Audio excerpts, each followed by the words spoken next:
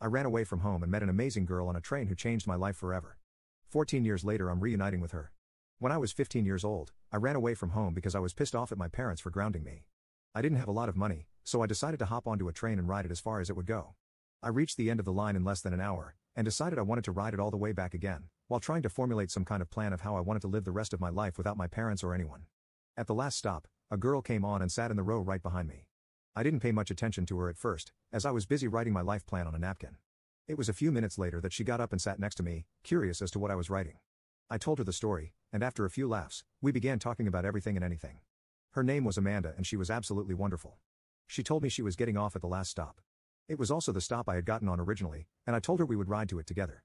When the last stop did come, we both knew we probably wouldn't see each other ever again. This was before the days of cell phones, and I was a shy little kid afraid to make moves.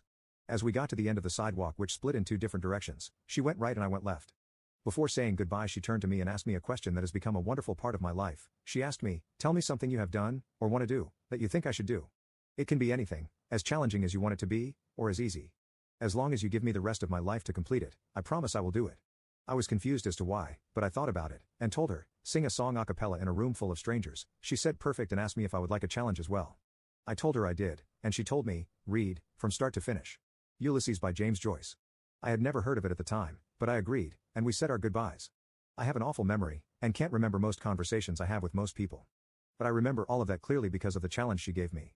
In the 12 years that have passed since, I have tried to read that book in over 150 different sittings. Every time I open my copy of the 780-page monster of a book, I always think of her, and I always think of that day. I've never been sure if it was her intent or not, but she left her lasting memory on me with that challenge. Soon, I learned what she did was a completely wonderful and amazing thing for me. So I decided to keep it going. I've met a lot of strangers in my life, some that have become friends, and some, due to living in different time zones and whatnot, didn't. I don't want to just have experiences and then let them go. I want to remember these meetings, and embrace the fact that they happened. So whenever I leave someone who has left an amazing impact on my life, I always make sure to add them to my Ulysses bucket list. I ask them to give me a challenge, as difficult or as easy as they want it to be, and regardless of the fact that they have done it or not, simply something their heart has wanted to do.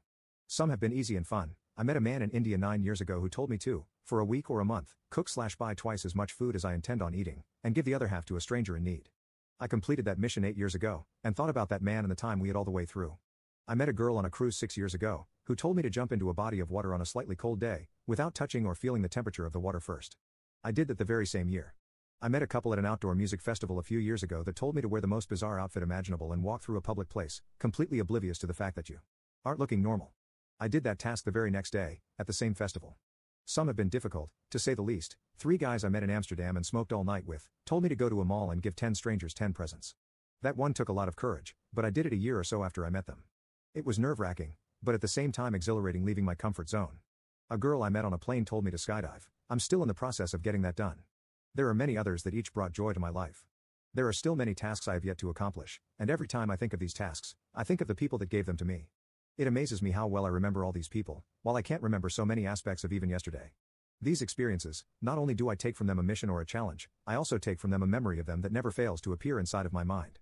I opened my Ulysses book for probably the 300th time yesterday, and read a few pages. I'm in the final 30 pages of the book, also known as the most dreaded of the read. In the last 40 pages or so, James Joyce doesn't use a single punctuation mark, no periods, no commas, no nothing, a straight 50-page run-on sentence.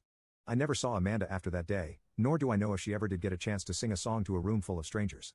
But what I do know is that she gave me a gift that has never once stopped giving. So wherever you may be, thank you for giving me the Ulysses bucket list, and I swear I'll finish it one day. Never did I think there was the slightest chance I would actually get to talk to her again, but that's exactly what happened. Last night, I found out that the Amanda that guy who ate knew, was in fact the Amanda I met 14 years ago.